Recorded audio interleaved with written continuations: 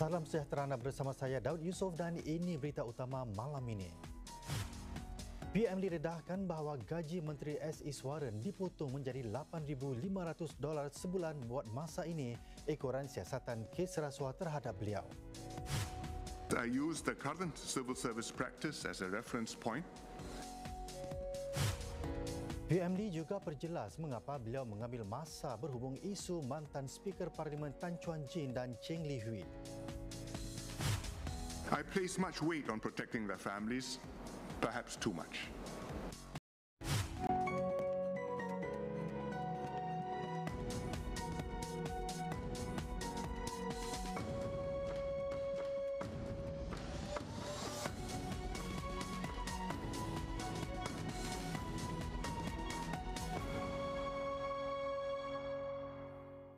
Perdana Menteri Lee Hsien Loong hari ini mendedahkan Menteri Pengangkutan S. Iswaran yang sedang digantung tugas buat masa ini juga dikurangkan gajinya menjadi $8,500 sebulan sehinggalah diberitahu kelak.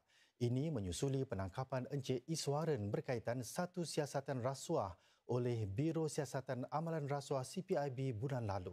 Divisyen Perkhidmatan Awam awal tahun ini menyatakan gaji menteri adalah $55,000 sebulan. Such incidents involving ministers are rare, and there's no rule or precedent on how to effect an interdiction on a political office holder. Hence, I use the current civil service practice as a reference point. The specific details in Minister Iswaran's case follow generally how the civil service would deal with a senior officer in a similar situation. But this was my decision as Prime Minister because the political context for a minister and a civil servant being investigated and interdicted are different. Berucap semasa menyampaikan kenyataan menteri berhubung isu tersebut, PM Lee menambah beliau tidak dapat berkongsi lebih banyak perincian mengenai kes itu kerana siasatan masih berjalan. CPIB kata beliau akan melakukan siasatan sehingga tuntas dan menyerahkan hasilnya kepada Pejabat Peguam Negara AGC. Sementara itu, Encik Iswaran kini mengambil cuti ketidakhadiran. Hartawan Ong Beng Seng yang merupakan pemegang hak bagi Grand Prix Singapura juga diberkas dalam siasatan rasuah yang sama. Mengulas mengenai isu hubungan tidak wajar antara mantan Speaker Parlimen Tan Chuan Jin dan mantan AP PAP Cheng Li Hui pula, PM Lee mengakui setelah difikir kembali, beliau akur beliau sepatutnya bertindak lebih awal. Encik Lee menjelaskan beliau memberi sedikit masa kerana berharap dapat memberi mereka ruang untuk berunding secara halus serta mengurangkan rasa pilu dan malu yang dialami keluarga mereka. Perdana Menteri Lee Hsien Loong kali pertama tahu tentang hubungan sulit antara Encik Tan dengan Encik Cheng pada November 2020 sekitar selepas pilihan raya umum. Beliau kemudian bersemuka dengan kedua-duanya. Mereka juga dinasihati secara berasingan dan berjanji untuk menghentikan hubungan tersebut. Berpegang kepada janji itulah, Encik Lee berkata beliau berasa ada ruang untuk mengambil sedikit masa bagi memutuskan langkah-langkah lanjut yang wajar diambil. Ini satu daripada 3 cara bagaimana PAP menangani kes hubungan sulit. The first situation is where the individuals involved will be talked to, and if they stop, the matter ends there. No further action need be taken. The second situation, where immediate action has to be taken. For example, when one party has supervisory power over the other party, and we have in the past taken immediate action in a few cases. Third situation, where the relationship raises some questions of propriety beyond it being an extramarital affair per se. The parties will be talked to, but the matter cannot end there. Even if the affair stops, some action has to follow. But what that action is and when it is taken depends on the nature of the facts and the boundaries that have been transgressed. Menurut PM Lee, situasi membabitkan Encik Tan dan Cik Cheng jatuh kepada kategori ketiga. There's no direct reporting line between the Speaker and an MP. Thus, an open, legitimate relationship between the Speaker and an MP is not in itself objectionable. Hence, this situation of the Speaker having an affair with an MP does not fall into the category where immediate action has to be taken. However, the Speaker has some official capacity vis-à-vis MPs. An extramarital affair between him and an MP is therefore problematic. It puts other MPs and staff in an awkward position, and it is just not proper. Apabila Encik Lee mendapat tahu bahawa hubungan sulit itu diteruskan, beliau sekali lagi menegur mereka dengan kali terakhir pada Februari lalu. Ketika itu, Encik Tan mengakui apa yang dilakukannya itu adalah salah dan menawarkan diri untuk meletak jawatan. Setelah menjelaskan pendekatan yang diambilnya, Encik Lee akur beliau sepatutnya bertindak lebih awal. Namun demikian, beliau memikirkan tentang keluarga mereka. I place much weight on protecting their families, perhaps too much. Regrettably, in the end, Mr. Tan and Ms. Cheng did not stop the affair and both had to go. Meskipun tidak menafikan bahawa Encik Tan dan Cik Cheng berkelakuan secara tidak wajar, PM Lee menyeru agar para AP serta orang awam bersikap ihsan dan memberi keluarga mereka privasi serta ruang untuk pulih. Dalam pada itu, PM Lee juga mengaku bahawa PAP terjejas akibat siasatan rasuah terhadap Encik Iswaran dan juga peletakan jawatan Speaker Parlimen dan seorang AP kerana hubungan sulit. Bagaimanapun, beliau menekankan PAP akan terus melakukan perkara yang betul agar dapat terus mengekalkan kepercayaan rakyat terhadap parti itu. The two CPIB investigations and the response to the personal misconduct case show two aspects of how this PAP government works. One, when there is suspicion or allegation of wrongdoing in the discharge of official duties, especially possible corruption, there's zero tolerance. Two, when people slip in their personal lives, the PAP will look at the facts of each case carefully and deal with the matter as humanely and sensitively as possible according to the principles that the party has established. Systems are composed of human beings. In any system, however comprehensive the safeguards, sometimes something will still go wrong.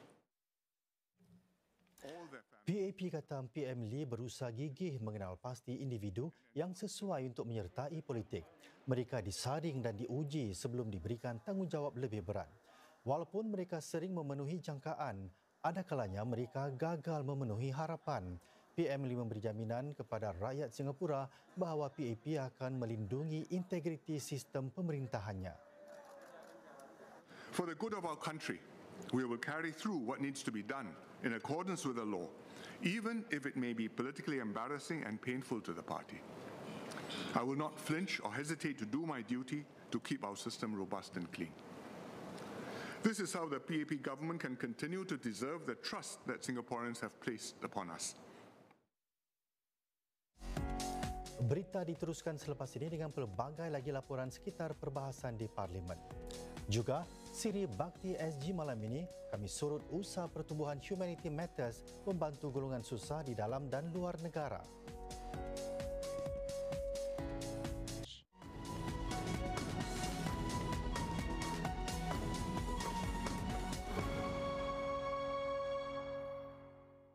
Terima kasih kerana masih lagi bersama kami. Saudara, sesi Parlimen hari ini dimulakan dengan pelantikan anggota Parlimen GRC Marine Parade, Sia Kian Peng sebagai Speaker Parlimen baharu. Encik Sia mengambil alih tugas Encik Tan Chuan Jin yang menyandang jawatan sebagai Speaker Parlimen sepanjang 6 tahun lalu. Berucap kepada Dewan menyusuli pelantikannya, Encik Sia mengingatkan para anggota Parlimen supaya mematuhi peraturan dan tata laku sebagai AP dan anggota parti-parti politik. We are all too human, and as recent events have reminded us, our weaknesses are not only physical but also spiritual and moral. I say this not to join with the chorus of sanctimony, but to reflect first on the need for us all to be vigilant in our personal conduct and choices, vigilant with ourselves, first of all, but also with our colleagues. To hold one another to account, not to fear to tell truth to power, nor be slow to listen to hard truths. Professor Encik Sia berikrar akan menjalankan tugasnya dengan saksama, tegas dan adil demi memastikan urusan Parlimen berjalan dengan teratur. Beliau juga menggesa para EP supaya menjalankan tugas mereka dengan penuh bermaruah dan bertanggungjawab. Dalam sesi Parlimen hari ini, kumpulan baru anggota Parlimen dilantik atau NMP mengangkat sumpah dan secara rasmi menyertai Parlimen Singapura ke-14. Having been appointed as a nominated member of the Parliament of Singapore, solemnly affirm Dua daripada mereka adalah NMP Melayu Islam iaitu Dr. Syed Harun Taha Al-Habsyi dan Profesor Madya Razwana Begum Abdul Rahim. Hanya seorang iaitu Peguam Raj Joshua Thomas berkhidmat buat penggal kedua. Para NMP ini akan bertugas bagi tempoh 2,5 tahun. Mereka mewakili sektor-sektor seperti perniagaan dan perusahaan, pergerakan buruh dan juga seni. Inflasi teras Singapura mungkin terus berada di paras lebih tinggi lebih lama lagi seandainya penguasa kewangan Singapura MAS tidak mengambil langkah mengetatkan lagi dasar keuangan sejak Oktober 2021. Demikian kata Menteri Perdagangan dan Perusahaan Alvin Tan kepada Parlimen. Beliau menjawab soalan yang ditanyakan para EP tentang kesan dolar Singapura yang kuat terhadap kerugian $30.8 bilion yang dicatat MAS. If MAS had not tightened monetary policy, quarterly core inflation would have reached 7.2% year-on-year at its peak, 1.9 percentage points higher than the actual peak of 5.4% year-on-year in the first quarter of 2023. So inflation would have stayed higher for much longer and brought about much more significant increases in the cost of living for households. Encik Tan juga ditanya tentang bagaimana MAS mengimbangi antara menguruskan inflasi dan mencatat kerugian. Beliau menjelaskan bahawa peranan MAS adalah untuk memastikan inflasi kekal rendah selain memastikan kemantapan harga bagi tempoh pertengahan. How many households?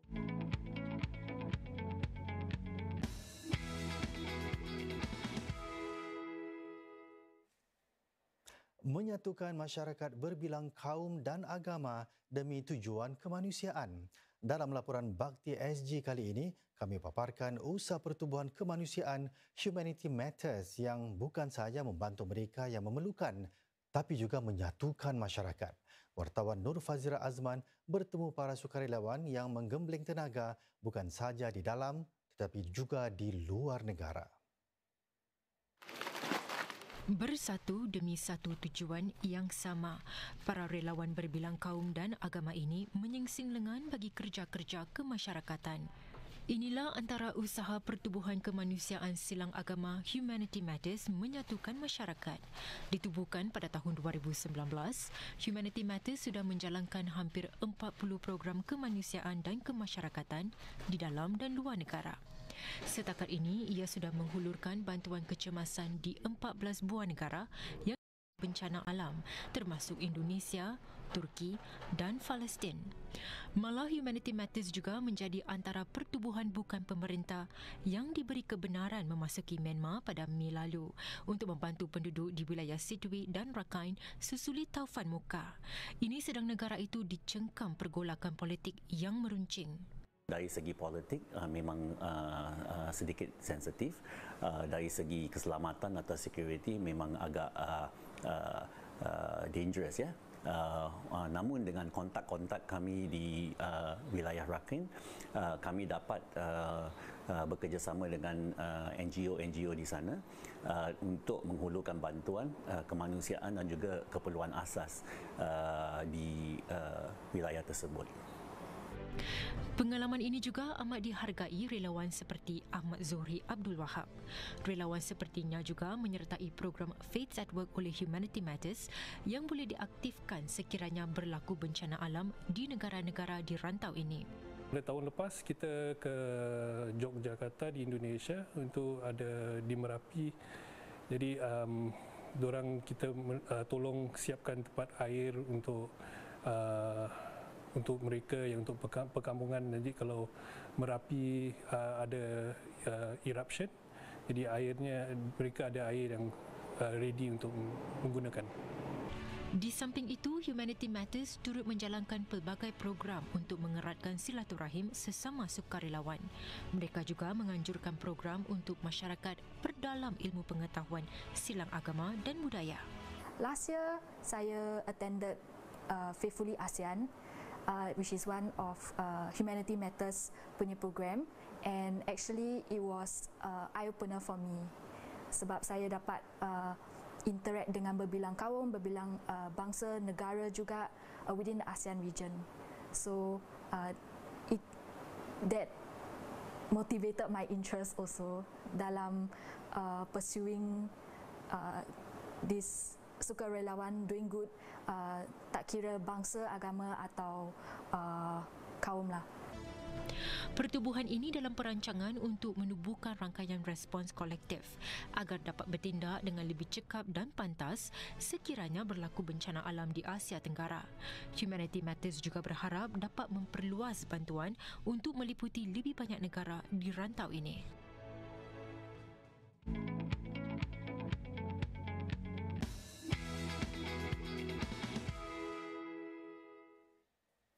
Baik, kini tiba masanya untuk soalan Trivia SG malam ini. Berapa banyak unit Flood HDB yang ada di Singapura sekarang? 900,000 unit, 1.1 juta unit atau 1.5 juta unit?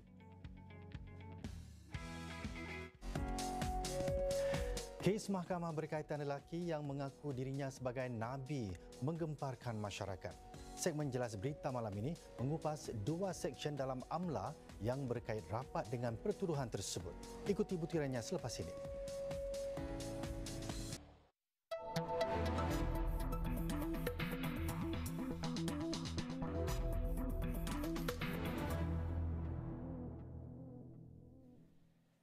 Selamat berjumpa lagi. Saudara, baru-baru ini masyarakat Islam tempatan digemparkan dengan berita seorang lelaki yang mengaku dirinya sebagai Nabi didakwa di mahkamah di bawah Akta Pentadbiran Hukum Islam AMLA. Dalam Jelas Berita kali ini, kita teliti 2 seksyen AMLA yang boleh membawa hukuman penjara sehingga 12 bulan atau didenda sehingga $2,000 atau kedua-duanya sekali. Pertama, Muhammad Razif Radi dipercayai menyebarkan ajaran sesat. Ini melanggar Seksyen 139 AMLA.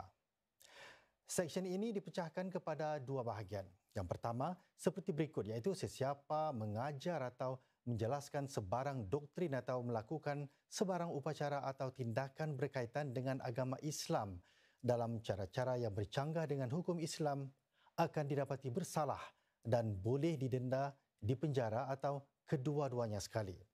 Bahagian kedua pula, jika didakwa atas kesalahan di bawah seksyen ini di mana bukti diberikan oleh mufti bahawa doktrin, upacara atau tindakan bercanggah dengan hukum Islam, maka mahkamah akan menyifatkannya sebagai bercanggah dengan hukum Islam. Jadi, sejauh manakah peranan mufti dalam hal ini? Seksyen 2 sebenarnya adalah satu subseksyen yang membantu mahkamah untuk menyenangkan proses dakwaan, di mana kalau ada evidence ataupun ada bukti yang diberikan oleh pihak mufti yang doktrin tersebut ataupun ajaran tersebut memanglah sesat ataupun memang contrary daripada apa yang diterima dari segi Muslim law, mahkamah boleh terima yang kata-kata mufti itu adalah kata-kata yang sahih dari segi Muslim law tersebut. Bagi dakwaan yang kedua pula, lelaki berusia 65 tahun itu menghadapi tuduhan mengendalikan kelas agama tanpa berdaftar dengan MUIS. Ini melanggar peraturan 5/1 dan kesalahan itu boleh dihukum di bawah peraturan 5/2. Peraturan itu menyatakan bahawa bidang kuasa ke atas sekolah agama Islam tertakluk di bawah MUIS. Dan MUIS mempunyai bidang kuasa untuk mendaftar dan menyelia sekolah-sekolah agama Islam dan meluluskan kurikulum yang diajarkan di sekolah-sekolah tersebut. Jadi, bagaimana pula dengan kelas-kelas agama tidak rasmi di rumah? Adakah mereka juga boleh dihukum seandainya mereka tidak berdaftar dengan MUIS. Kalau kita mengajar agama dan sebagainya, dan ini biasanya dalam konteks kelas ataupun konteks pelajaran pendidikan, ini tentulah boleh jatuh dalam naungan Seksyen 5/1 tadi, dan sebenarnya sesiapa yang ingin conduct kelas-kelas agama tersebut harus membuat pendaftaran dengan pihak MUIS. Kita juga tahu yang ada undang-undang tentang ARS ataupun Asatizah Recognition Scheme, dan saya pasti ini tentulah akan bersangkut paut dengan keperluan untuk kita memastikan yang individu yang mengajar agama tersebut memang bertauliah dari segi keperluan pihak MUIS. Kawasan Padang, City Hall dan pesisiran Sungai Singapura menyimpan pelbagai cerita masyarakat. Detik malam ini meronda kawasan Civic Singapura itu untuk mengupas sejarah dan kisah menarik di kawasan tersebut.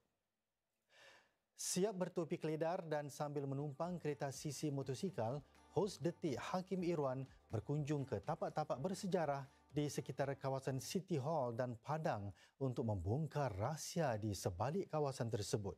Di kawasan Esplanade Park pula, penjajah sate Palil Johahir mengimbau pahit manis berniaga di Sate Club yang pernah menjadi tumpuan masyarakat Singapura. Manakala aktivis budaya dan pendiri Asnida Daud menyusuri Sungai Singapura untuk mengimbas kembali sejarah orang laut yang pernah tinggal di sekitar perairan Singapura. Sebagai anak keturunan orang-orang pulau ni, tentunya saya rapat dengan air. Semasa kecil sudah diperkenalkan dengan konsep tanah di tanah besar dan air ketika kembali ke pulau-pulau ni. Jadi memang secara natural ataupun secara alami sangat rapat, sangat tenang. Rasanya seperti kita ni rapat dengan jati diri kita tau. Kerana kita orang Pulau Singapura. Saudara, saksikan detik khas Hari Kebangsaan sejarah daerah Civic selepas berita malam ini. Dan sebelum berpisah, ayuh kita singkap dahulu soalan trivia SG kami. Sebentar tadi kami bertanyakan, berapa banyak unit flat HDB ada di Singapura sekarang? Jawapannya ialah B, iaitu 1.1 juta unit. Untuk maklumat lanjut bagi soalan trivia SG berhubung perumahan HDB di Singapura itu, ayuh berkunjung ke Instagram dan TikTok Berita Mediacorp. Dengan laporan tersebut, sekian saja berita untuk malam ini. Sehingga berjumpa lagi. Salam hormat.